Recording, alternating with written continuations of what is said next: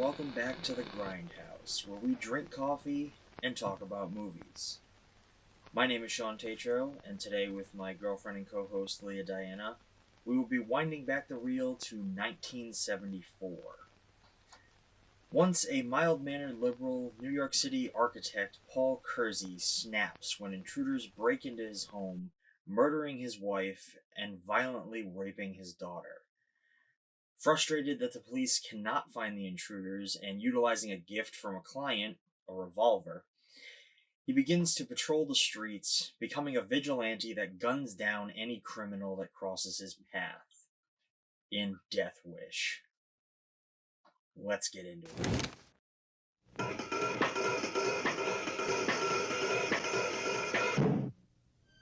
Enjoy a typical afternoon in New York City. Groceries, man.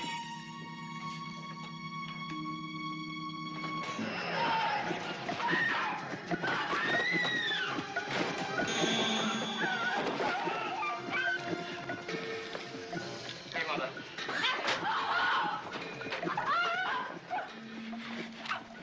My name is Paul Kersey. How's my wife? I'm sorry. She died a few minutes ago, Mr. Kersey. Any chance of catching these men? There's a chance, sure. Just a chance. I'd be less than honest if I gave you more hope, Mr. Kersey. This is Paul Kersey. This is the story of a man who decided to clean up the most violent town in the world. I said turn around. Hand me the money. He begins where all the super cops leave off. Mugging has gone down by how much, sir?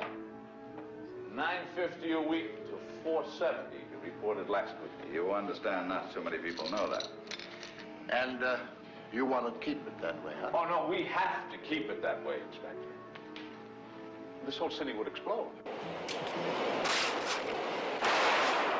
And if this person is listening to my voice, I urge him in the name of law and order to desist from this one-man crusade and turn himself into the police. Let's see the money, man. Call him a mad vigilante. Call him a hero. Either way, he's always on target. We want you to get out of New York. Permanently. Never make a death wish. Because a death wish always comes true. And you get to love it.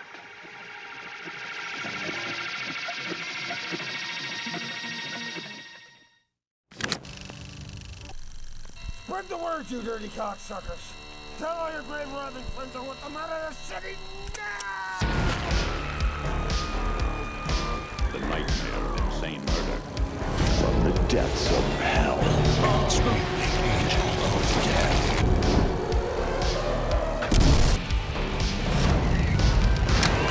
Only at the Grindhouse.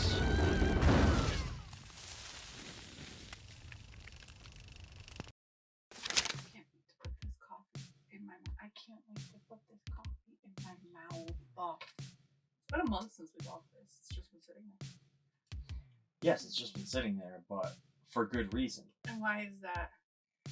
What is the reason why we couldn't drink the $20 Death Wish coffee, Shawn? Because we had to save it for Death Wish. I wanted to drink this for weeks. Yes, I have as well. I'm very excited to take the first sip of this. I put nothing in this. It's just straight black? Straight black. Supposedly, I don't know a ton about this coffee, but supposedly it's extremely strong. Mm-hmm. It smells strong. Are we ready? Go. Woo! Oh, yeah. Oh, wow. I'm extremely tired. Oh, God, that's like a magnum shot to the mouth. Appropriate for the movie? Absolutely. So, oh, fuck me. Woo! Today we are drinking Death Wish coffee, and we watched Death Wish. Where do we even begin with this fucking thing? I don't know. Well, blanket statement, How do you feel? This was such a boring movie. It was so boring. Look, Red Letter Media has covered not this one. It's either 2, 3, 4, one of the other I think ones. they've done all 3 of the sequels. Okay. This was, and I've seen them watch those, and it's entertaining. This was so boring. There's nothing to it except for Jeff Goldblum's first acting debut. It's Freak number 1. Was this his first movie? It was his first movie, yes. It's always funny to see him pop up in this. He's tall and lanky and young, and you're like, oh, he's not the salt and peppered haired Mr. Goldblum. He's like you expect him to start snapping in the streets. Oh no, there's gonna be no snapping unless there are necks in this movie. Really, there wasn't even that much violence. No. We watched 1974's Death Wish. This was directed by Michael Winner. I believe it's pronounced Winner. It's spelt Winner. I said Weiner. It might be Weiner. Screenplay was done by Wendell Mays. It's based on the book of the same name by Brian Garfield. This movie stars infamously Charles Bronson. It also stars Vincent Gardena, William Redfield, and Hope Lang. This movie, as I said, originally came out in July 24th, 1974. It was made on a budget of $3.7 million and brought in a box office of around $22 million. People liked this movie? Yes. This was a monumental fucking success. And so much so that it spawned 3 sequels, which get progressively more ridiculous as they go on. I'm really happy that as time went on, they improved the back of the box, because it's 2 shots that I never, that was like halfway through the movie, and I don't even remember this shot at all. And then there's a blurb. I actually really like that style of back of the box. You like minimal. You like simple. You're a practical, simple, minimalistic person. I love that box. It's so simple. And this box, this movie just came in yesterday, Friday? Yes, I bought that VHS release and this Blu-ray actually specifically so we could do this review. Because it's not on any streaming service, so. No, not unless you want to rent it. And I personally wanted to own this movie anyway. I want to own the rest of them. But I'm proud that I got I believe that's an original Paramount. It says 1980. 1980? 1980, yeah. That's Alright. what it says on the back. Well, this came out in 74. I don't know how long it took to get to home video back then. I have no idea, but that is definitely an original and old box. So where do we begin talking about Death Proof? This is one of those movies. Death Proof? Death Proof. Wow. Death Wish. If this was Death Proof, it'd be a lot more exciting. It actually would be. Death Wish is one of those movies that it kind of kickstarted the whole revenge subgenre. This kickstarted it because they wanted to make it better. I'm surprised I actually didn't start snoring towards the end of this film. Really. You didn't enjoy it at all? It's not that it was boring. It didn't keep my interest. At all. It was more like I wanted it to be a better story. How do you mean? So, through the whole movie, his revenge, they start him off as you described it in the intro, a liberal. He's not a gun owner. He agrees with a lot of these things that a lot of people back then didn't, And I see where the revenge or the vigilante came from because the opening scene of his wife and his daughter-in-law are violent, very violent. You have these 3 dudes follow him through a supermarket where you're like, oh, okay, what is happening? And then, the murder and the rape scene are terrible. What? That was the most action this movie saw. Yeah, I mean... In action. In one long burst, yes. Because a lot of the action in this movie is comprised of, small burst moments. So you have like various muggings that he thwarts and shit like that. That they happen quickly because they would. Like it's not going to be a long, drawn out fight sequence or a gun battle. It's a movie. Why not? Because they were going for realism back then. You were mugged every night? Well, in terms of, like, you gotta think, in the 70s, crime was on the rise, like, especially in the cities. I don't know what city this takes place in. New York City. Is it New York? Yeah. You can see the skyline. Oh, yeah, you're right. So, yeah, but, crime, ask anybody what it's like in New York, and they're gonna be like, oh, there's a lot of crime. Like, there is. Like, I don't know why the crime gravitates towards cities, and back then it was probably a lot worse because like policing was a lot harder to do. Now there's so much technology helping that it's hard to get away with anything. Yeah. So like something like this doesn't really work now, which is why the fucking remake of Death Wish is terrible. There's a remake. Yeah, starring Bruce Willis, and it was directed by Eli Roth. What else did he direct? Cabin Fever, Hostel. I've never seen Hostel, but I have a bone to pick with Cabin Fever. We can't cover Cabin Fever on here, can we? Because that was early 2000s. Yeah, that was early 2000s. Cabin Fever was, in the beginning, a great story. By the end, it just turned into a bunch of whiny, bitchy teenagers, 20-year-olds. And I was rooting for the virus to eat them alive. I think that's... he made that movie... He made that movie knowing that you wanted to see people die. Knowing that you were okay... Drop something. Knowing that you were okay with, like, oh, this thing's gonna eat these kids alive. Like, oh, that's too bad. Every one of them's pricks and deserves it. Especially the first girl. We're like, oh no, oh, you're gonna push eating virus and your turn. Oh, we're gonna lock you in a storage shed. Well, that's one of the biggest things that people harp on about that movie is the fact that like nobody's likable except for maybe Ryder Strong. Yeah, but it's because it's Ryder Strong. Even I didn't find him likable in that movie. By the way, his name is Ryder Strong. 9 times out of 10, I see anybody talk about him or that movie at all. They always just call him Boy Meets World. And I feel so bad for the guy. Yes, that's what I know him from too, but he has a name. I thought Ryder Strong was a good name. Like, ooh, that's a solid name. Oh. Just like Jonah Quinn Phoenix. Anyways, Jonah Quinn. Proceeding. That's all what I've always called him. And it wasn't until after we saw Joker, you were like, Joaquin. And I'm like, oh, it's still Jonah Quinn. I can't. Oh, Jesus. I know.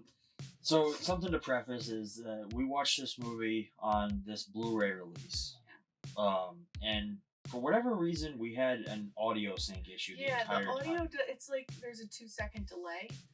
With the last older movie we watched, I forget which one it was. It was Baba Yaga. Baba Yaga, it eventually, like, redirected itself midway through the movie, and it kind of matched. But that's a movie that style is meant to look like that. Like, to me, like, if your dubbing is off a little, like, not as bad as it was, but the dubbing is harder. So, Whoa. like, you're going to be off with some of the words. So, to me, this isn't that weird because now I associate movies from the 70s, 60s, and 70s with that. I'm like, oh, okay, it's always going to be fucked up. Well, that's not true. Baba Yaga, we actually found out midway through that it was the first half of the movie is just edited that way because it was like a mistake. Something happened to the first draft of the movie. It got deleted, it disappeared, so they had to redo the whole movie.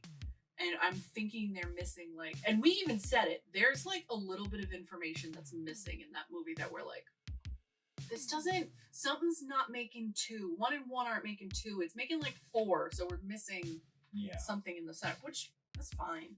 I still liked it. Yeah, I mean, liked it. It was good for what it was. This, I really like Death Wish. Were you hoping that I would like this?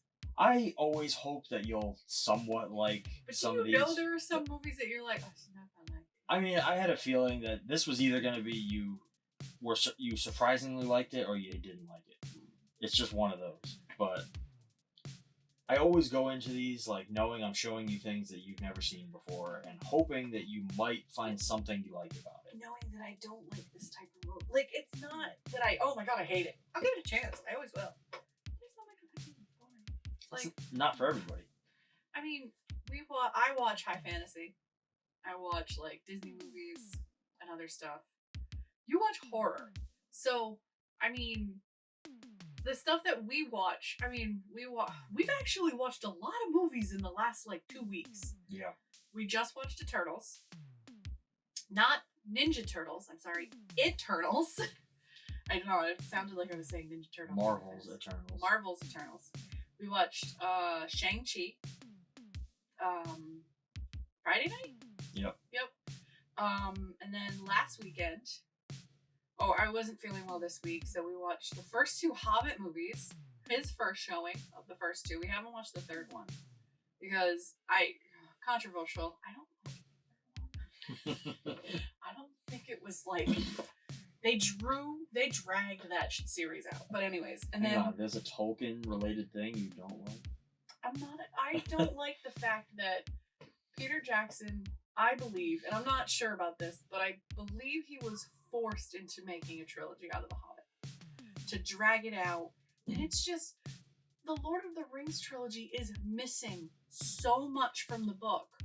The Hobbit has so much extra. I hate it. It's like you're missing Tom Bombadil's entire story in Lord of the Rings. Of course, it would make it 3 times longer if you add Tom Bombadil, so it makes sense he had to cut a whole character. It's already like 4.5 hours. Just push it. Fuck it. At that point. We both watched Lord of the Rings because unfortunately, when we're recording this, COVID has spiked a little. Yeah. It spiked so bad that my work got closed. We thought we may have gotten COVID. We were quarantined. We were isolated. We did like several tests. Your work is on a hiatus at the moment, but you're still working. Yeah, the actual production is on hiatus. Yeah, so it's like, it's life right now is a little rough and it's freezing. So, but welcome to 2022. We saw Scream 5. Yeah, which we'll probably talk about more when we actually get to the Scream I would like franchise, to save how we felt about Scream 5, but I will say it in this moment because this will come out way before we do that. We don't have plans to do Scream for a while. Yeah. Go fucking see Scream 5. Please. Please, please, please. He showed me the first Scream 2 or 3 years ago when we first started dating.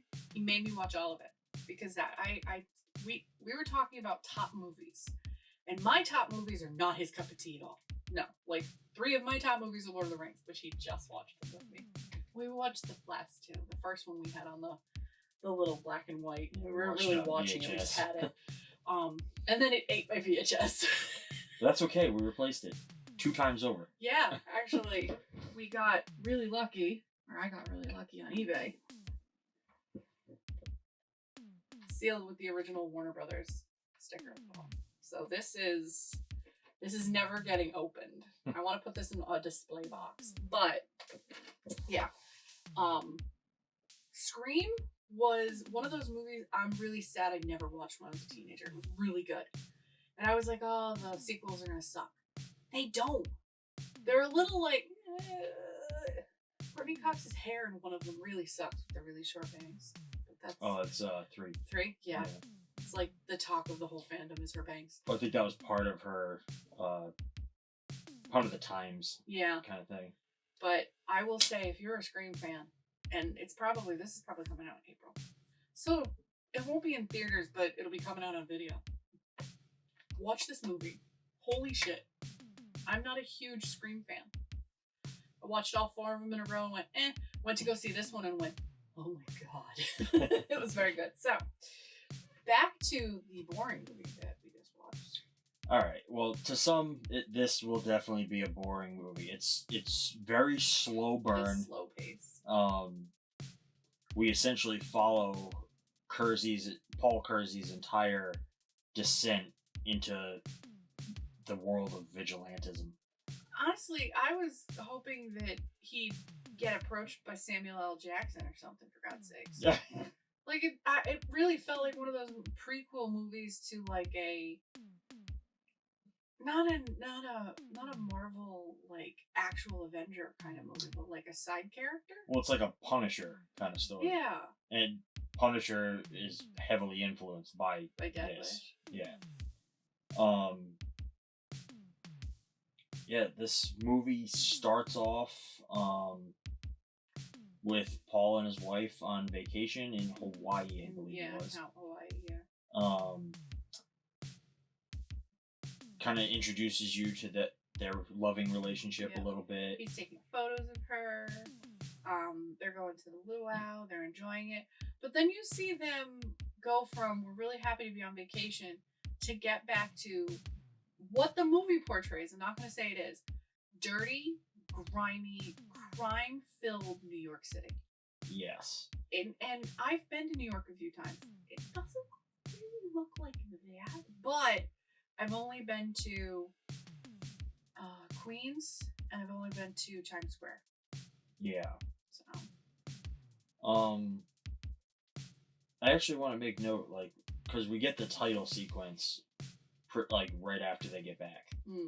And this is a classic exploitation title shot where it's like the beautiful sunset and the title slams on, the music gets really dark. Really weird, yeah. I was like, oh. Death Wish, and then you got the copyright at the bottom.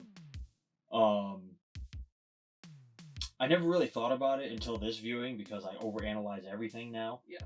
But like that title felt very telling of what this movie is gonna be about. Just Death Wish? Well, not so much the title, but that exact shot where the title comes up. Because it's like the shot of the sunset, and you have a silhouette of a tree, like a dead tree, in the foreground. And it's, so like the tree is black, and it's stands against that bright sun, and the tree looks kind of like these like blackened veins that are coming through the shot. And it almost sort of, to me, symbolized like that rotting growth of crime that's like within this city. It's just like a very powerful image, and I don't know. It's so simple, and I guarantee they meant nothing by it. But the shot looks cool. But yeah, I don't know. I just thought it was very. I don't know. I just found meaning in it, I guess. I mean, I saw it and I thought it was like, oh, he's gonna descend into this madness, and this is the veins of like poison leaking through. That's what I thought I saw. But then I didn't really I thought about it and I'm like, this movie can't be that deep. It is a cut and dry vigilante movie. It is, but if you really think about it, like this movie does stand for a lot. Like it encompasses that entire idea, which like I have notes on about it later on, but the fact that sometimes the justice system fails, and sometimes like is it better to take matters into your own hands? Yeah. That big overarching question that many people have dealt with in the past. Well, let me ask you this. We've never had this kind of violence against us, but I know we've had shit happen to us. Yeah, anybody In that does. moments when you get jilted or you get screwed or you get scammed, are you in that moment thinking, fuck, I want to take this in my own hands. I want to see something happen to this, and not make that police report or like have to report it to somebody or tell someone like, oh, this happened to me. Like, do you want to be like, oh, motherfucker, I want to get this person? Okay, to be fair, I've never really had police involvement at all. Well, not even police involvement, like... Just in terms of, like, to put it out there, I think I've interacted with police once, and just brief story, that was, like, my first apartment wasn't in a great area, so, like, some of my shit got stolen, I had to call the police. Is that a murder? Yeah. But, it was super brief, nothing ever came of it kind of thing, and like I didn't care because it wasn't that important. But I would like to think that in a situation like this, if I were to be placed in Kersey's shoes, yes, I would absolutely think that way. I would think I want to take care of this myself because nobody else is ever gonna do justice. My wife and my daughter-in-law are going to become a statistic, not something they figure out. Yeah. I mean, he learns that through witnessing it happen. Yeah. But like, I would feel like I had to do something. I don't know if I would, and nobody ever will know that they would unless they're in that situation. Yeah. I would like to think that I would do what I had to do. I mean, I'd probably follow the law, but some part of me would... Yes, you would. That's the type of person you are. Some part of me would want to do what he does. And I think anybody would feel that way. I've never had anything this bad, but when I was a teenager, dude stole my wallet right from under my nose. I had my wallet. I used to work at McDonald's when I was a teenager, early 20s. And I had my wallet next to me on the counter as I was talking to friends getting food. And I turned and I answered somebody like this, and I turned around and the dude snatched my wallet and ran. And then he ended up coming to my house with me and my dad home. My dad answered the door and says, "Oh, I have your daughter's wallet. I want her to come out and meet me." My dad's like, "I'm not fucking stupid." He's like, "Give me the wallet." He goes, "Oh, no, I want to give it to her personally, only her." And he was like, "No, my daughter's not coming out of this house. There's nothing that important in that wallet that she needs for her to come outside." The dude was like, "Well, no, I'll force my way in." He goes, "I'm a retired military police officer. Try it." Guy ran away. Never saw that wallet again. I really like that wallet too. It had all my high school IDs in it. It had, I had a credit card, a debit card. I had like $200 cash. I had my check that I just picked up from McDonald's in there, and I had to cancel it and give it to me later.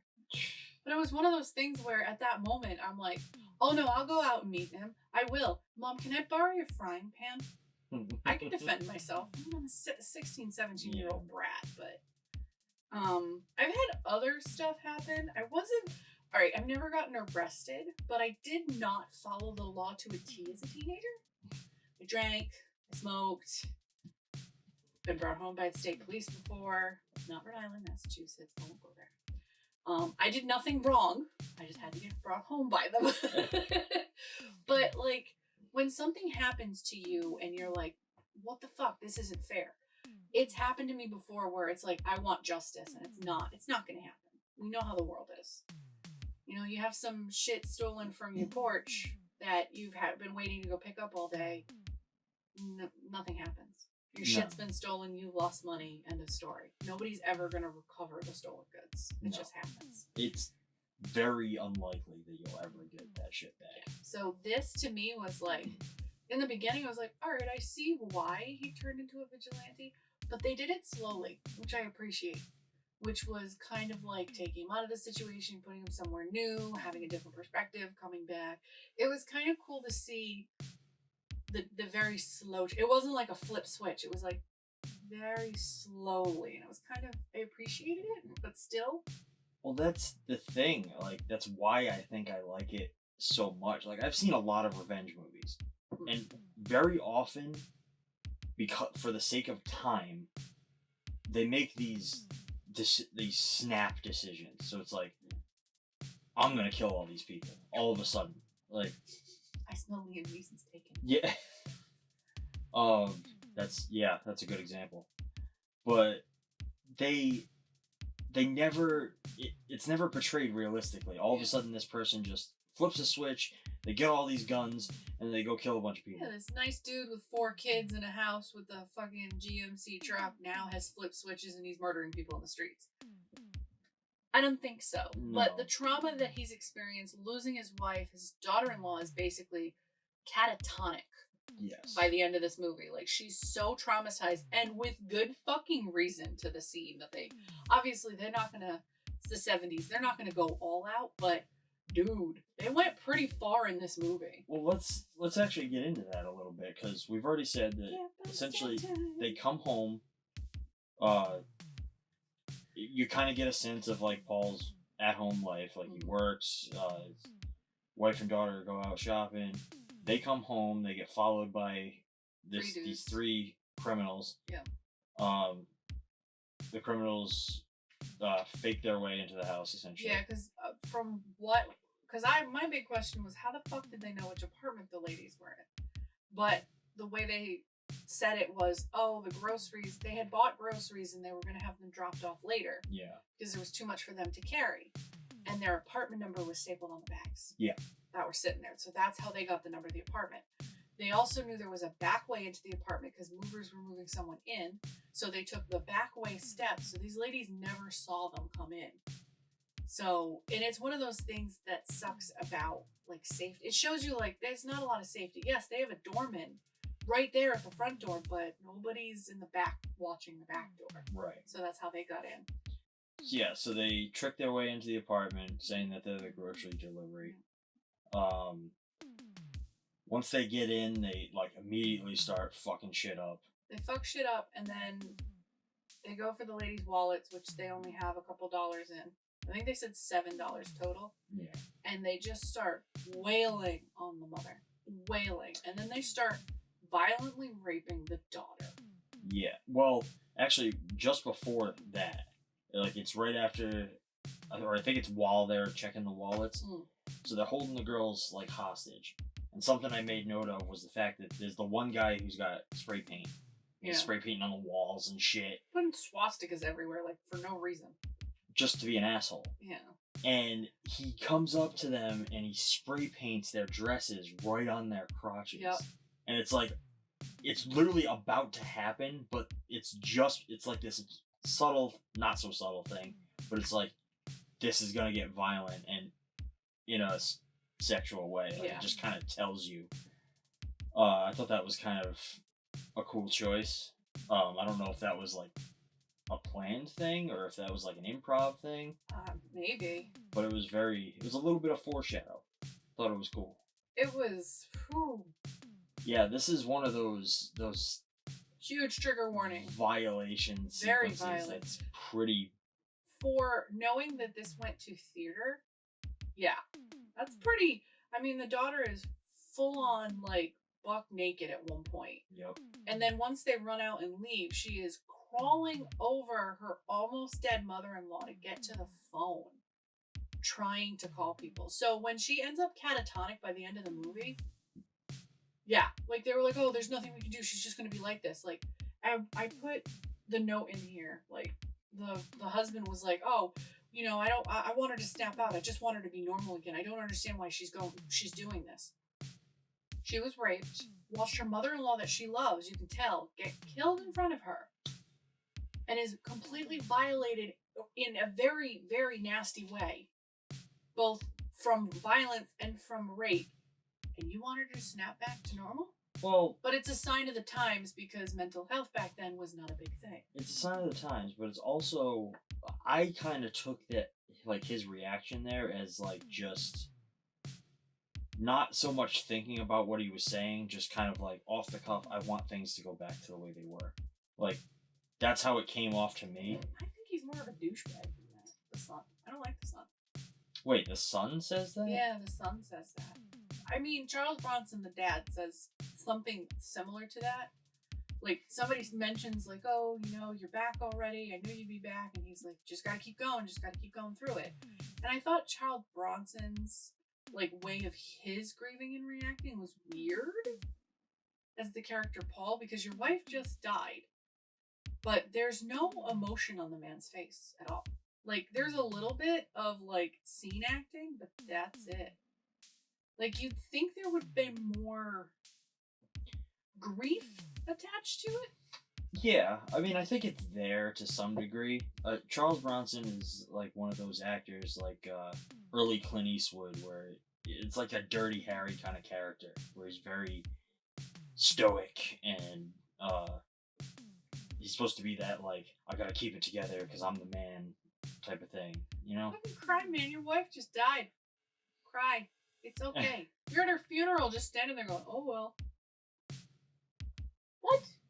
That kind of took me out of the movie just a little bit. It pulled me out just a tad. I was like, well, it's a different time, different filmmaking, different acting choices. Okay.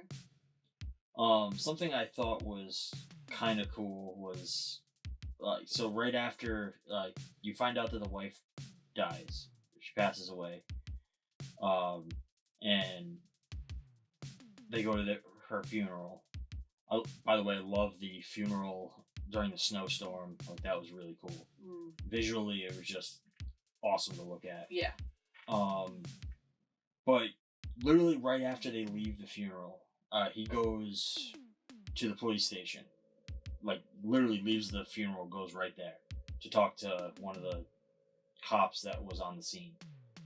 And you start to see elements of crime surrounding him at all times. So, like, I think some of the ones I listed was like, while he's at the police station, there's a woman screaming about her purse being stolen. Yep. And then he's talking to the cop, and there's, in the background, throughout the entire conversation, there's a jail cell with a bunch of prostitutes in it. And then he goes home, and he witnesses a bunch of punks breaking into a car outside. Yep. And then, like, later on, we even see that, like, when he leaves town for a little while, he's still surrounded by reminders of violence in that little western town thing. Yep. And it's like he can't get away from it. It's always gonna be there, haunting him, that, like, all of this evil exists around him and nobody is stopping it. You start to see him try to put his life back together. He goes back to work. Work sends him to Tucson, to Arizona, for a project. And you see that this is also a tell of, like, where he lives, because he lives in New York City. And they're in one of the things I noticed is one of the scenes where he and his son are talking in the apartment. There is a baby crying in the background. You can hear people talking in the background. And when they were talking in Arizona, he's like, "Oh, there's a lot of wasted space going on here." He's like, "No, there's not. We want to keep this the way this looks. Like, yeah, we want housing here, but I don't want to bulldoze these hills. I want them to have yards. You want space. Like, that's your problem with New York City. There's no space. Like, people are on top of each other. So the only thing to do is to fight, basically, and protect yourselves." And he notes that in New York, you can't carry a gun and defend yourself. But in Arizona, there's an open carry, and you can carry a gun around. That is a cool element. I actually didn't even think about it. But just the idea, like, he goes away to Arizona for that job. But... and it's like he almost, while he's there, he learns that life is different. Like, life can be different. Yeah. Things can be peaceful and calm to some degree, and, like, you don't always need to fight. But then, like, he has to come home, and it's almost like he learns that, and he wants to come home and, like, fix everything. He has kind of a savior complex. Oh, for sure. Yeah. But it develops after he comes back, I think. Like, I don't think Arizona was good for him and bad for him. Because it's like, oh, okay, like, you're getting out of this negative space that you're in, where you're going to focus on work, you're going to do this and that. But then, once he goes home, he has to go back to the apartment he shared with his wife, with the spray painted reminders of the violence that happened. And then, all of a sudden, he gets his mail when he comes back. And what is in the mail? All the photos from their trip to Hawaii a couple weeks prior. Yeah. That was devastating. Also, bone to pick, some of those photos would not be taken with that little horizontal camera he had. Some of those photos were very, very professional. Just saying. Yeah, that's actually getting us to a moment that I thought was pretty well conceived, especially for the time.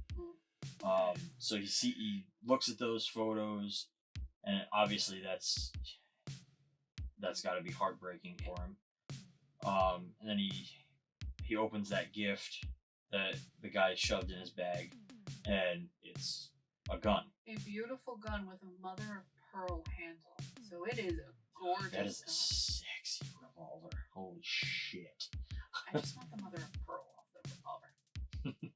But yeah, So he opens that gift, he sees the gun, and the next thing we see is he leaves the house. Yep. And he goes out for a walk. And this is... Not just yet. He takes the gun smartly to work, and he leaves everything there. Oh, so yeah. He just carries the gun. So that night he gets home, and he just walks around the neighborhood. Just calmly. Yes. He starts to get pursued by this guy, who it's very clear that the guy is up to something. Yeah. He's up to no good. Long story short, the guy catches up to him, sticks him up, pulls a gun on him, asks him for his money, or demands his money. And so the way this scene plays out, Paul has his back to the guy, and the guy's like, "Turn around, give me your money." What? I don't know the lines verbatim, but I thought it was cool that they had this moment play out this way because it's literally a turning point for him. Yeah. So he literally turns around and shoots the guy, and that's his character shift. What I thought was interesting was after he comes back and his reaction to accepting the fact that he just killed a man. Yeah. He gets home, he like actually breaks down a little bit. He starts throwing up like he's disgusted with himself. But I think the next couple of scenes after that is him kind of coming to grips with what I did was a good thing. What I'm doing is a good thing because no one else is going out there and doing this. Yes. I absolutely agree. And I think it's... I don't want to make it sound like I think that the turning point for him was that turnaround. I think the turning point is the entire... Like, from him seeing those photos to him shooting that guy. Yeah, that was the whole... That was it. That was the trigger. Yep. No pun intended. God, God. Oh, from there, I'm kind of fuzzy. I will be honest. This was pretty much, once it became that kind of movie, there wasn't a lot of talking. It just became more of an action movie. I lost interest. Basically, from that point on is where it starts to get a little bit formulaic. Mm-hmm. So you get, like, the sequences of him going out at night, essentially looking for people to gun down. Looking for trouble. The cops are investigating each instance where he takes out a bunch of muggers. The first one, not the first guy he kills, the first mugging he stops, I think is where things immediately start to get interesting, because he takes out these three guys, saves the dude that was getting mugged, and then the cops go and talk to that guy, and the guy doesn't give him any details. No, I didn't see anything. The cop is like, "You saw him. I know you saw him. You just don't want to tell us." He's like, "Look, I had blood in my eyes. Like, I'm just got the ever living shit kicked out of me. I didn't see him." Knowing that if he told them, "Oh, he defended me and shot and killed the people that were beating me up," you're just gonna arrest him and prosecute him, but not go after the people or the people that are doing these things to other people in New York. And I think that's honestly one of the most interesting things about this movie for me. I really enjoy it for the aspect that with these movies, they always kind of paint vigilante justice as like it's always in like a revolutionary light. So it's almost like you're watching a movie about uprising or like revolution. Yeah.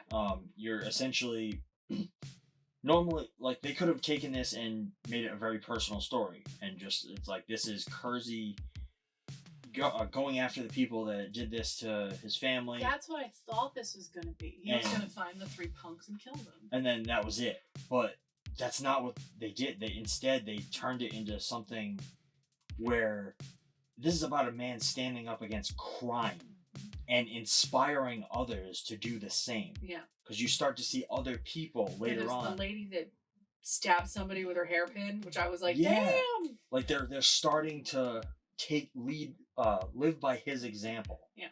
And I think that's a really It's the interesting... Batman thing. Yeah. Gotham was nothing but crime ridden. Batman came around and started kicking thugs' asses. And instead of going to the normal people, they wanted to stop Batman.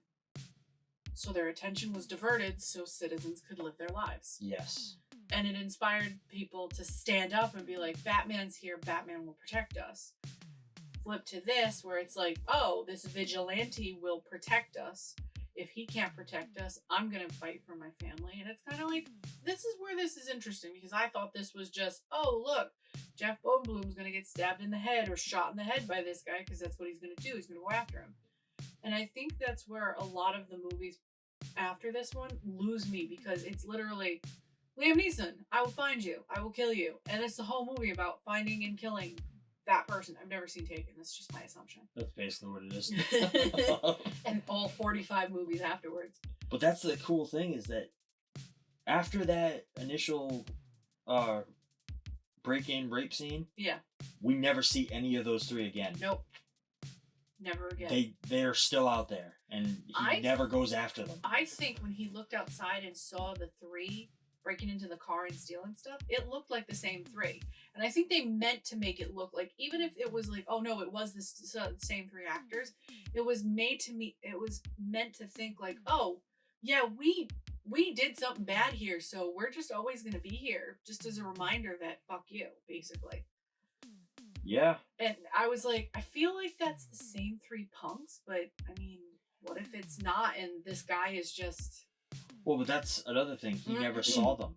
No. So he has no idea who did this to his family. He just knows that there were three of them. He just looks at it as that there's crime and he has to stop it. Like, anybody could be the ones that did it. That's where this movie was like, oh, okay, it's different, but it didn't do enough for you. There was no grab for me. I'd like to know that this visually, like, this Blu-ray was a good transfer. It was it was still grainy 70s. Yes. But ever since I've met you, I appreciate the grainier, the more stylized looking, because now, after watching Marvel's Eternals, things are too clean. Oh, so clean. You can see every speck of sand, every grain of dirt. In this, it's a little bit muddy. It is. I like muddy. Yeah. I mean, it's not... Some movies you don't want that. Like when some romances have the fuzz halo kind of effect on the filters and stuff. I don't like that. To be fair, if we had the means at this moment, we'd be watching all of this on VHS. Yes. So... Hopefully soon, but yes. I would rather watch it on VHS, because sometimes the Blu-ray quality transfer, it's like, I can see how bad the transfer is. Yeah. I'd rather just watch it on the VHS with the, oh god, what are they, the warping and like the distorting. I like that stuff. Tracking issues. My favorite is when you put in a Disney tape and be like, yeah. And you're like, whoa, hang on, tracking. Younger people won't understand what, oh my god, I gotta fix the tracking. I think we're on the tail end of that. Yep. Just like, I saw a TikTok, I'm really big into TikTok, guys, I'm sorry. But I saw a TikTok where a girl's like, try explaining the landline to teenagers now. Oh god. Some teenagers have no idea what you're talking about. Landline? What is that? And they see rotary phones and they're like, and I'm like, oh, it's so cute. Get out of here, you piece of shit. There is one mugging scene I want to talk about. Okay. So it's when he's walking around. It's one of the last mugging scenes with three dudes, one that runs away. Two guys come up the stairs and say, that's the worst movie I've ever seen. So I did a little research because I was a little bored. So I looked up, what did I look up? Top movies in 1974 in theaters in the winter. So it didn't give me winter, but it gave me the top movies. And the 8th one is very interesting and it made me laugh. So number 1 is The Godfather Part 2. Number 2 is Blazing Saddles. Number 3 is Towering Inferno. Number 4 is Young Frankenstein. Shout out to Mel Brooks having 2 movies on the top right there. Number 5 is Murder on the Orient Express. Number 6 is The Longest Yard. Number 7 is Chinatown. Number 8 is the Texas Chainsaw Massacre. Oh. So I'm laughing going, what if number 14 was Death Wish, by the way. One of the top movies of that year. Number 15 was Black Christmas. So, well, hold on. What movie was the worst movie they've ever seen? Hold on, though. This came out in 74. Yes. Which means it was probably shot in 73. Oh, shit! No! So you'd actually have to find out what was the top movie in 73.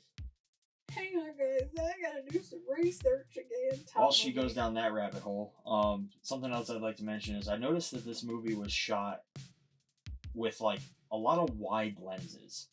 So, like, you get a lot of wide-angle shots, even on close-ups and stuff. Yeah. Like, looking down hallways, things like that. And I know that it's very likely that this choice was made for budgetary reasons. They probably just wanted to shoot everything simply, so they just put wide lenses on the cameras and captured everything they could. But it almost sort of allows you to see, like, the full scope of the problems within the world of this movie. So, like, it gives you a broad view. You're like a fly on the wall, almost, getting the full lay of the land as all of this unfolds. I thought it was an interesting perspective. It definitely is. You'd never see that now. They definitely didn't do that in the fucking remake. How salty are you about this remake? It wasn't good. This movie bored me. What would the remake do? First of all, in the remake, Kersey is a fucking, like, surgeon. He's not a... What is he, an architect? I believe he's an architect. Yeah, he's like a doctor. Like, it's so dumb. Like, it makes no fucking sense. So the answer to the movie question. Okay. Top 12 highest grossing in order. The Exorcist, The Sting, American Graffiti, Papillon, Pylon? I have no idea. The Way We Were, Magnum Force, Robin Hood, Walking Tall, Serpico, Serpico, Jesus Christ Superstar, The World's Greatest Athlete, and Enter the Dragon. My guess would be that line might have been a dig at Magnum Force, because that's a Dirty Harry movie. Yeah, it is. And this is essentially, like, playing on that Dirty Harry's, like, vigilante kind of... It's true. I would say that was a dig at Magnum Force. I mean, the Sting is also Paul Newman and Robert Redford. That's a very actiony kind of... I don't know if that would have been it. The Exorcist, though, that's pretty funny. Maybe they were like, oh, The Exorcist sucks. They could have been talking... That was a big topic of conversation back then. And I find it funny that American Graffiti is on this list. You'll see why later, but... Actually, they would have already seen. That's right. We haven't recorded all of it. I forgot! Editors know. I'll edit. But yeah, honestly, it could have been like a dig at those other 2 movies, or Enter the Dragon, too. What are some of these other titles? Vengeance of the Zombies, Jimi Hendrix, The Laughing Policeman, Now Where Did the Steve? Some of these movies are very, very weird. Filmmaking was a different animal back then. It's a different time. I appreciate every time these motherfuckers got shot, it was bright red cherry fake blood. Ah! Yes, fake blood in this time period was very vibrant, overly red. It was like paint, essentially. It's not hard for me to see why so many like vigilante revenge type of movies follow the same format. Yeah. It works. All inspired by this. Yeah.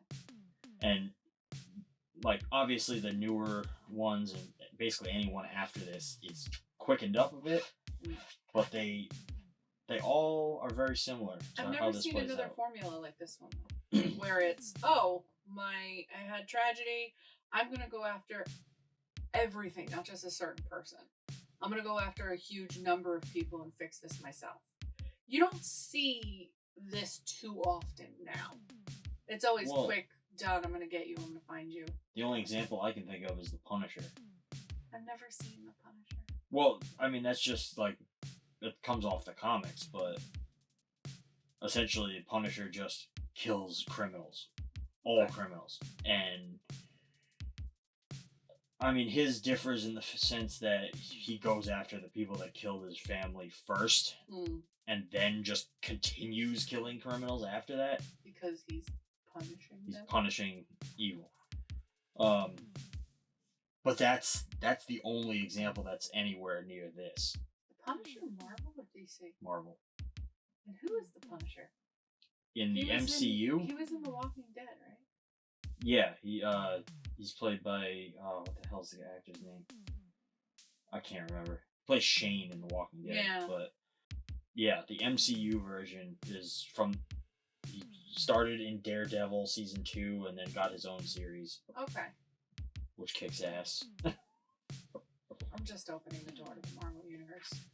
My foot's in the door, and I really like Wanda and Stephen Strange. So May's gonna be a good month for me. This,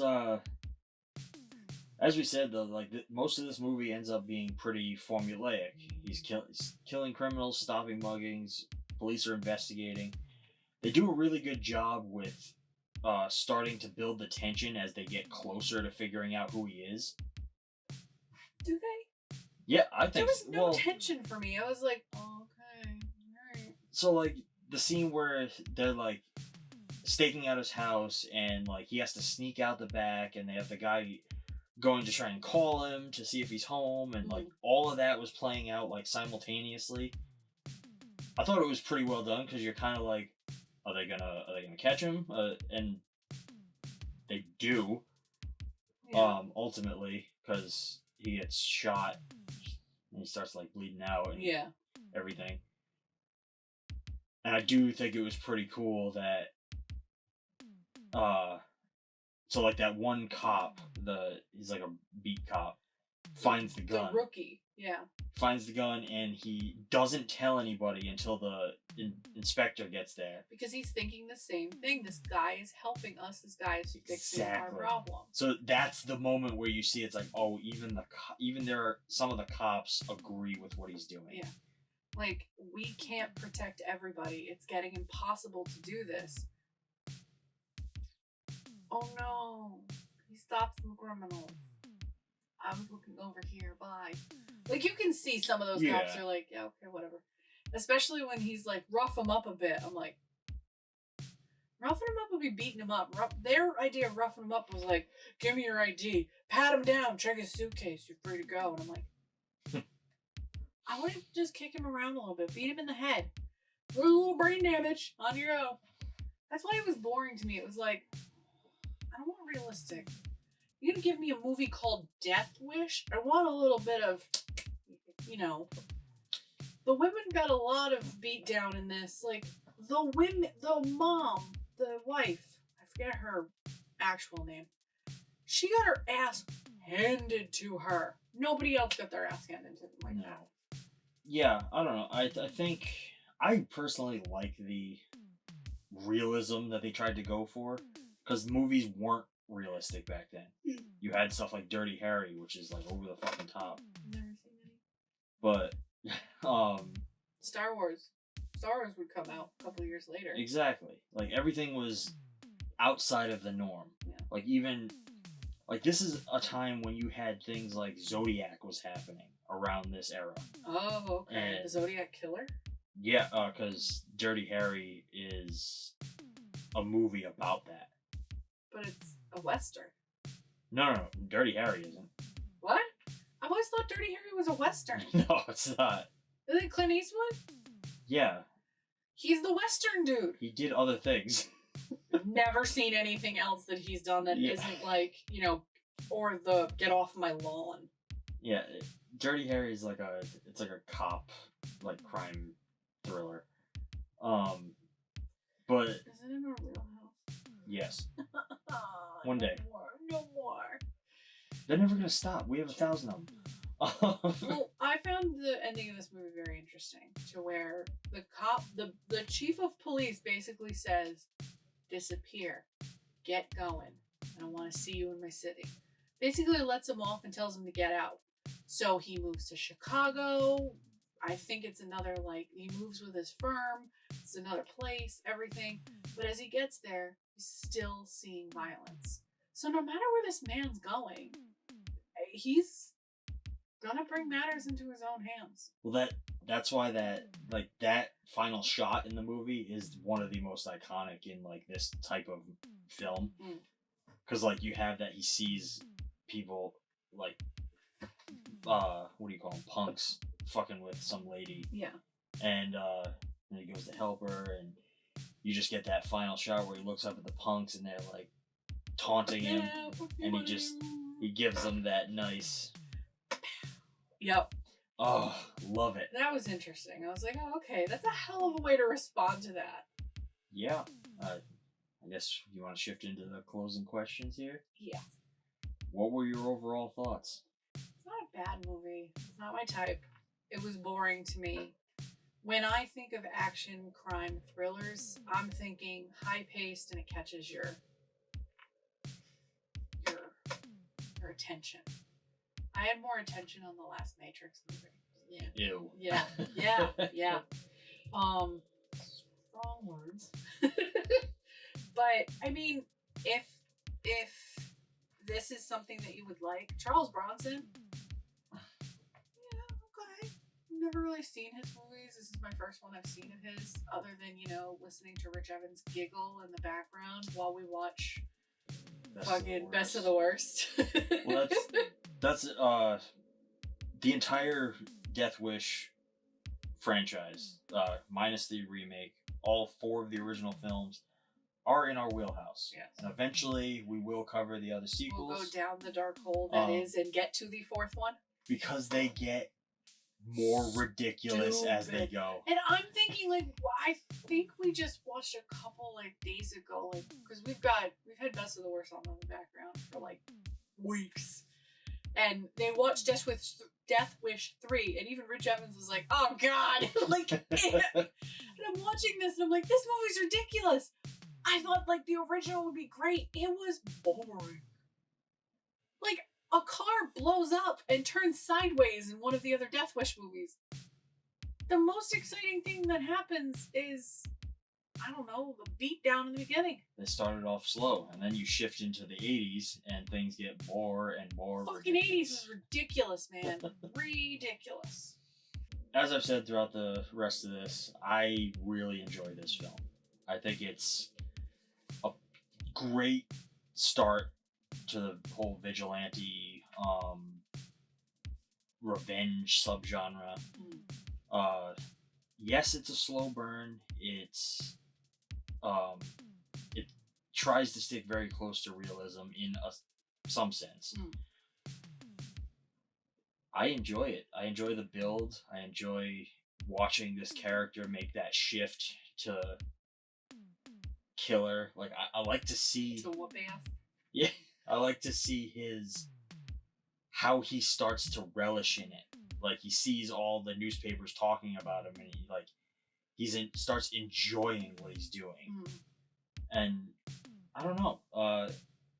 Part of me wonders, when they're staking out his apartment and he sneaks out, is he doing that to try and commit another crime, kill another mugger, so that he can throw them off his scent, or is he doing it because he can't stop? Is he addicted? I don't know. They don't really answer those questions, so no, it could be both. But it really could. It's cool. How did he know that the cops were staking out? They didn't tell him at that point. No, he looked. He looked outside and saw. Oh, okay. He knew the cars by that point. Did you have any favorites? I did. Oh boy. I had a favorite line. I think it's 2 of them. One of them is, it's a gun club. We shoot guns. okay.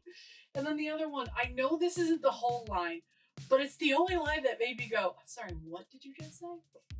Knee-jerk liberals and guns are a part of our penis. I heard the knee-jerk liberals and I went, oh, that's something I've heard now, like 50 years later.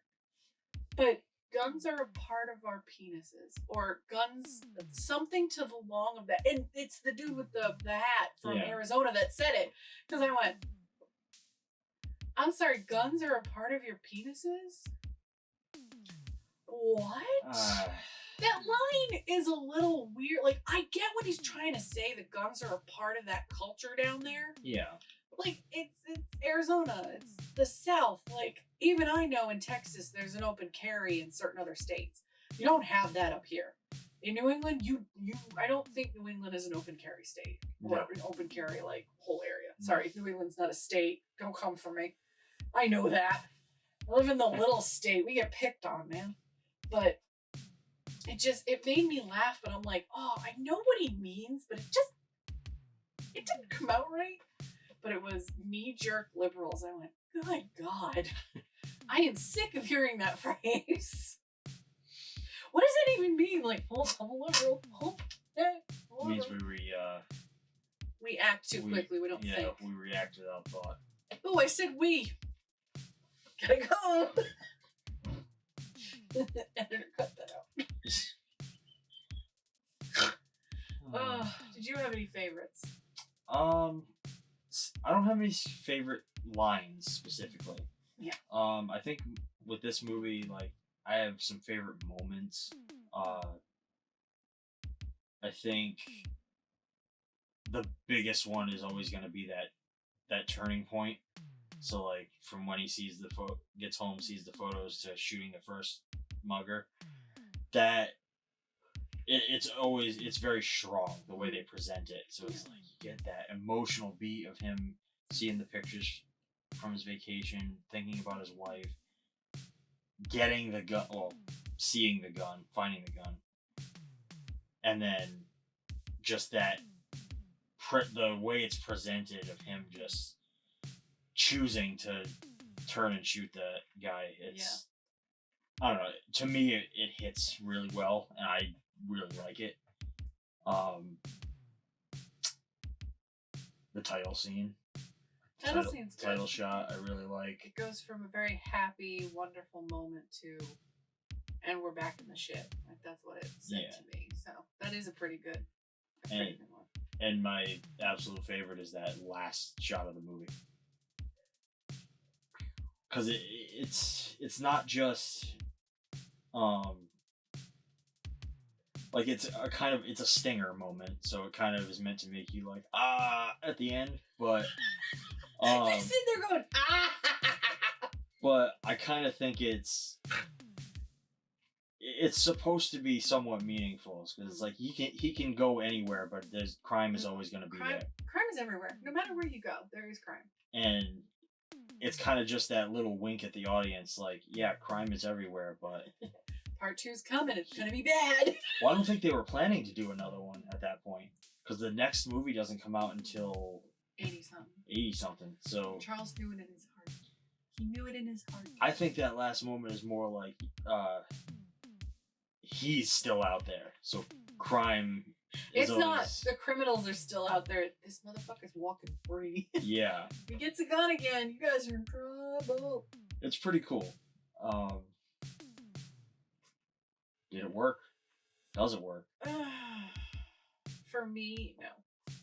For me, if you're gonna give me something that's action, crime, thriller, I need more. I need more substance to it. This, while I could ask my dad if he ever watched this, because he would have been fucking 13 when this movie came out. He had to have seen this at least once. So I'd love to ask my dad or my mom, because they're both in 74. They were 13 years old, so it's possible they may have seen this movie back when they were younger, or when they were teens. I'd love to ask him what he thought about it. If it was like, oh man, it's such a cool movie, or you know, my dad's favorite movie that I know of, don't come for me, Dad, is Star Wars: A New Hope. The man got to see it in theaters when it came out. I got to see it in theaters, but it was a little different. It was a 7-movie marathon when The Force Awakens came out. That was exhausting. But, like, he got to see it back in the 70s, like, the era that it was meant to be watched. That's the one thing I wish we could do.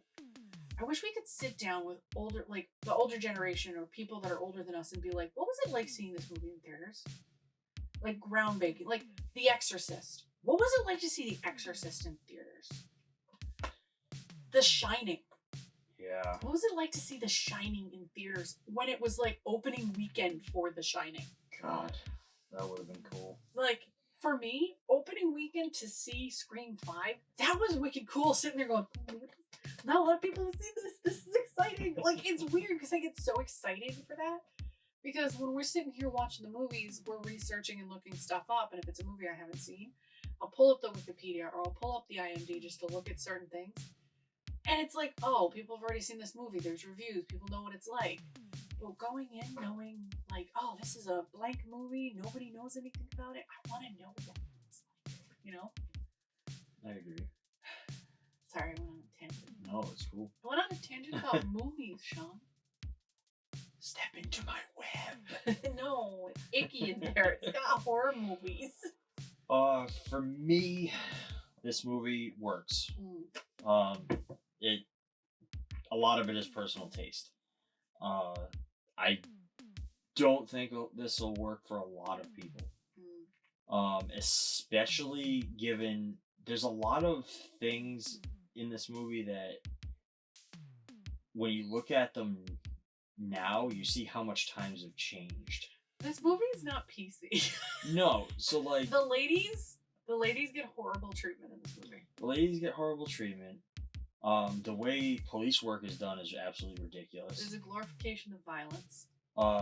Like there's a moment the inspector gets himself led into Kersey's house without a warrant, searches the place. No warrant, searches the house, and he admits it in front of the commissioner. Yeah. Like, oh, I just broke into his house. I'm like, none of that is admissible. No. None of that is in court. It's all dismissed. What is wrong with you? Not to mention, and I'm not trying to play into the stereotype. This is just what is in the movie. I think it's said. They said it several times. They make mention of the fact that a lot of the criminals here are black.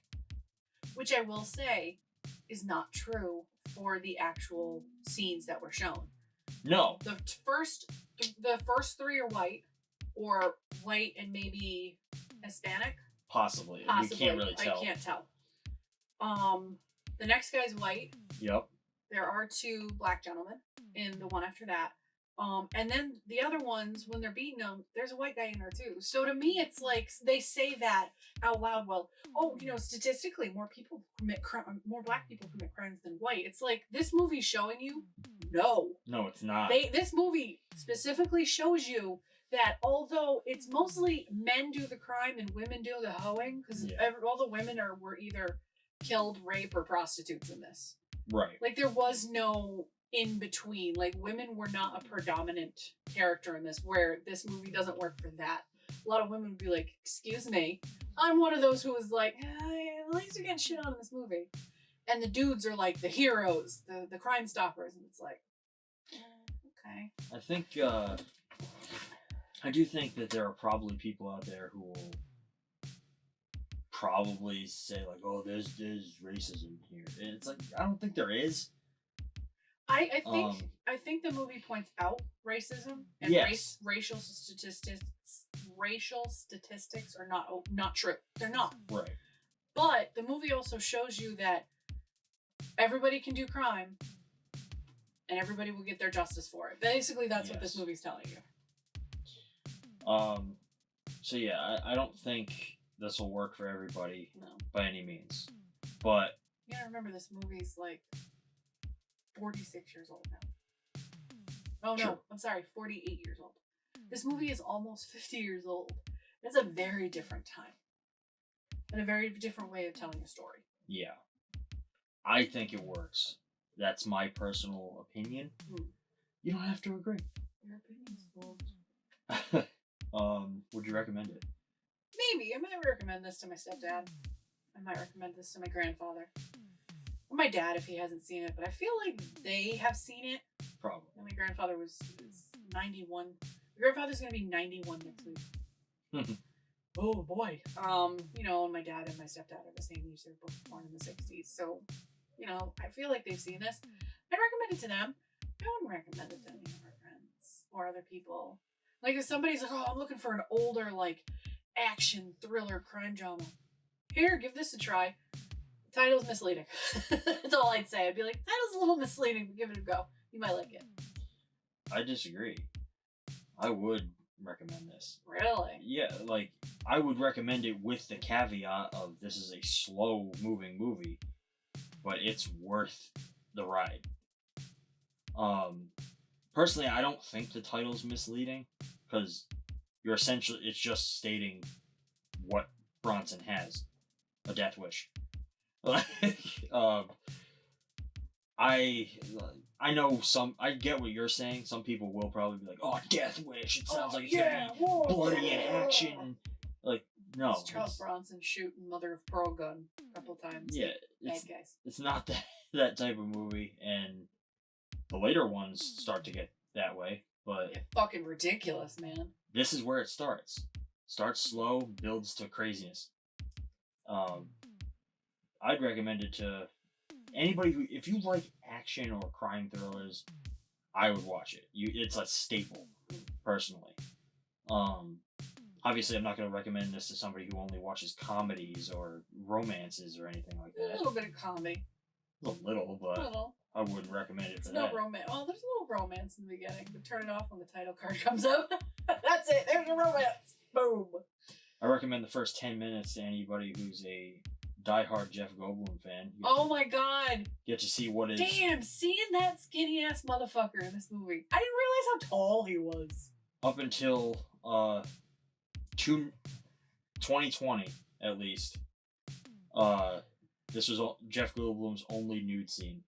Yeah, you see his full out ass. And he's technically naked in The Fly, but you never, like, see anything. No, it's that side. Yeah, it's torso type of stuff. Yeah, I saw Jeff Goldblum's butt.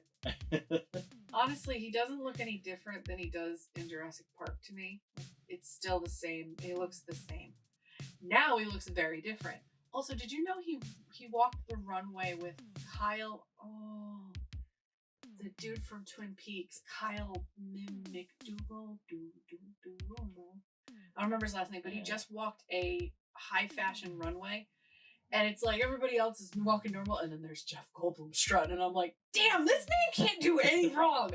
Fuck. Jeff Goldblum is hilarious. Damn, I love Jeff Goldblum. Ah.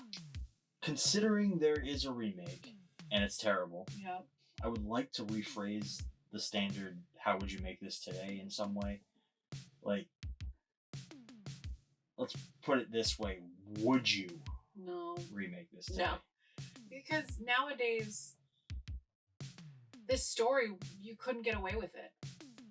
Technology is so... There's a camera on every street corner now. Witnesses will fucking turn around and tell on you. People are out for themselves now. This isn't the same. The story wouldn't go over the same. This is stuff that the remake touches on. Does it really? Like the fact that there are cameras and all this other shit. The remake, alright, we're going to dive into this pool a little, but the remake makes a lot of changes for the times. Yeah.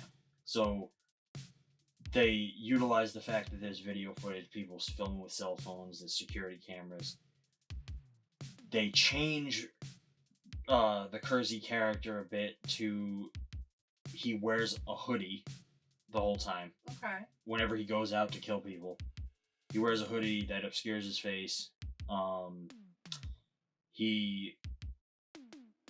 But they still stick with that fact that people are all like immediately gung-ho about what he's doing. Like they kind of just like everybody's... That's where I don't feel like it would be the same. I don't feel like people would be gung-ho about it. No, I don't at all. What year was the remake made? Oh, not that long ago, like 2018, or something like that. Oh, okay. So like, why? I don't know. It would have made more sense if they did it in the early 2000s. Like, oh, okay, I can see it, but with everything that has happened in the world from the early 2000s on, this movie wouldn't. No remake. It's bad. Who stars in the remake? Bruce Willis. Bruce. Buddy. Phone it in, Willis, says he. Phone it in, Willis. Stick with Die Hard. Well, okay. It's very well known that nowadays Bruce Willis just phones in performances. He doesn't care anymore. And you know what? I can't really. The man has made millions of dollars and has some of the most beloved movies, whether they're action, high fantasy, whatever. That man is like, we have discussed, Elijah Wood, fucking, all these people who are like, I've made my millions of dollars. Now I'm going to fuck around and have fun. Or I'm just going to do shit because I want to. I think he's fun to watch still. I don't think he's terrible. He's a great actor, but some of the material he picks up, I'm like...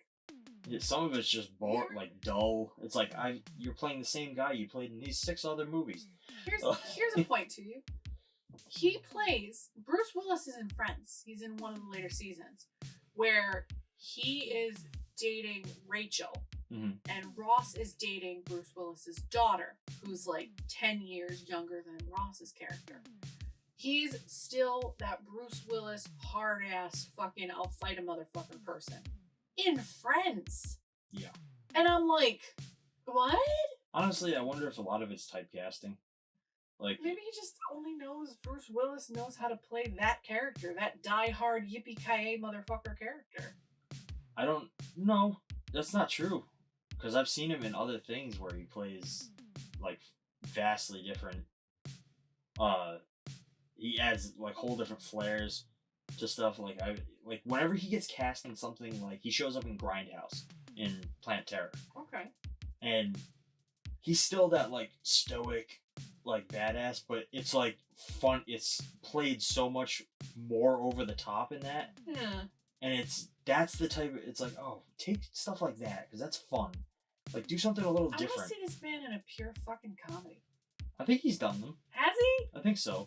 I can't name any. Yeah, we'll have to look it up afterwards. But... That man's acting resume is longer than fucking The Day Is Long. On that note. Here's a question. Okay. It's not part of our normal... Oh, what? You're going off book. Going off book. So, other people were considered for the role of Kersey. This movie? Yeah, in this movie. Okay, who are the others? Originally, the part was intended for Steve McQueen. Okay. After the success of Dirty Harry, Clint Eastwood was offered the part. I wouldn't have... Clint Eastwood wouldn't have been believable. And Clint Eastwood didn't take it because he thought that Gregory Peck would be better. Gregory Peck... So... To Kill a Mockingbird.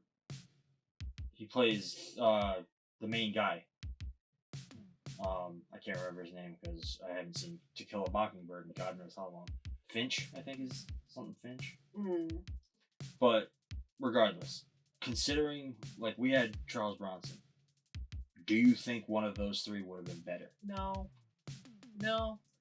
I have to say, as much as I thought it was a boring movie, Charles Bronson is...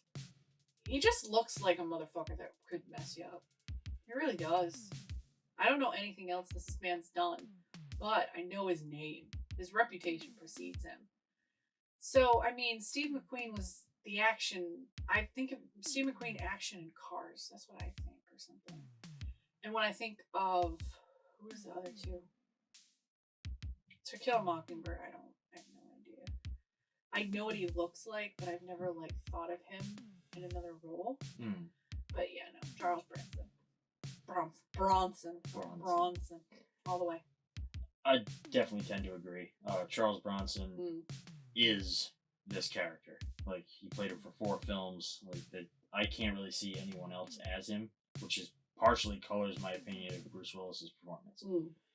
But I think if it had been any, like, I try to picture, like, Clint Eastwood doing this part, and it would have been a completely different fucking movie. It would have felt more. I don't know. Clint Eastwood's gritty. Yeah. He's raw. He's He's Clint Eastwood. Like there's a taste in the back of my mouth when I think of that man, and there's it's a like bite. Yeah, like ooh, Eastwood. Eastwood. Charles Bronson. It's smoother for some reason. Like he plays his character very smoothly. Like it's supposed to be a slow burn. Eastwood wouldn't have been a slow burn. It would have been a like, and now I kill you. Like his descent into Batmanism, as I'm gonna call it. Like I don't know how else to call it. Makes sense. So yeah, I agree. I just thought that was interesting. Those were the other choices. You know, I guess that brings us to the question of the day. Yeah. Is this mainstream exploitation or other? Mainstream. I believe this is a mainstream. It was a different type of story, but now mainstream. I disagree. What? Finally. Scandalous. It's scandalous? I'm waiting for us to disagree. I would call this exploitation. Really? Yes. It's mild. Is it just because we saw Jeff Goldblum's ass? No. It's a mild form of exploitation, but the rest of the series becomes full exploitation. This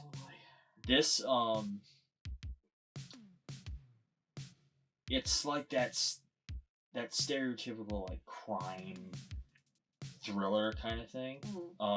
But they do throw in like the overly violent rape at the beginning. You do get and the beating from the full on naked daughter-in-law. Yeah. And then the violence is abundant. There's enough of it in this movie. Yes, it's downplayed. It doesn't feel like it's overly exploitive, but it is. I would classify this as exploitation. Some people might not. Like me. I do. It just seems too mainstream to me. But do you have any other thoughts on Death Wish? No. Good movie. Welcome to the shelf, my bud. Well, I guess that brings this discussion to an end. But don't go anywhere. Stay tuned for the coming attractions.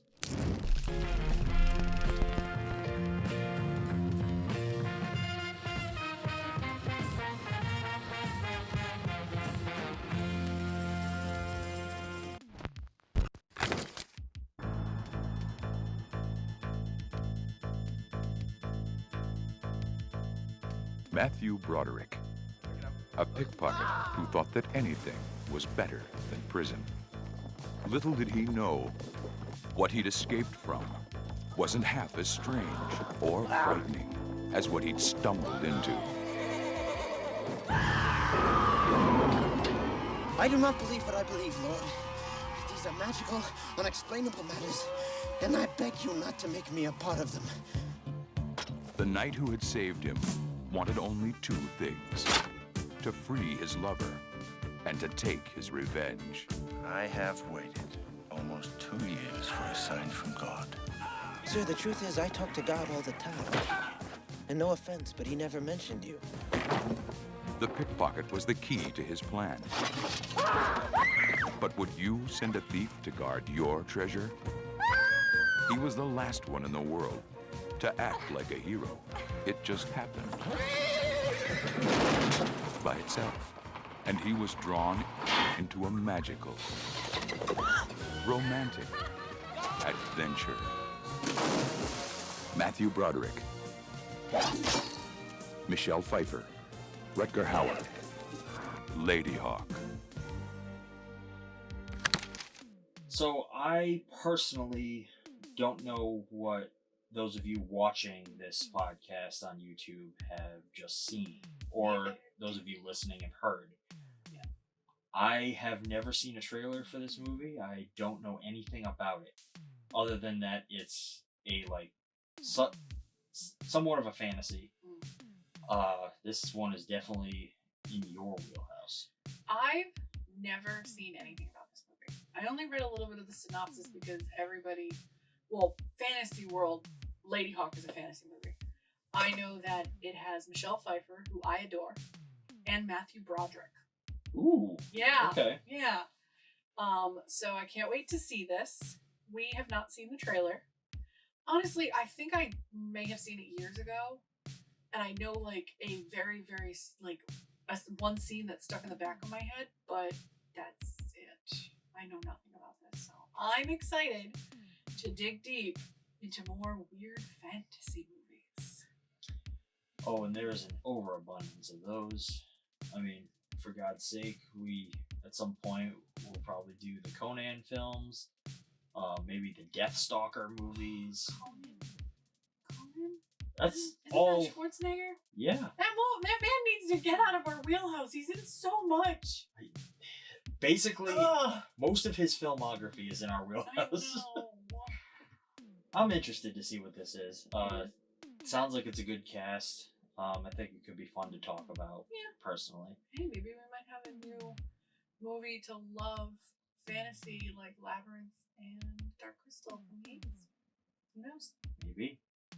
Or maybe it might be something that we're like, what the fuck we just watch? Before we wrap up, where can people find you on the internet? I don't know where you can find me right now. I'm still so tired. Deathwitch coffee good. Caffeine levels, energy levels down. My Instagram is Leah Diana Photography. I think that's the only one I have professionally, or all my others are personal ones, which I'm like, find me cool, if not. I'm not saying those ones here because I'm a little weird on them. But where can they find you, sweetie pie, honey money? You can find me at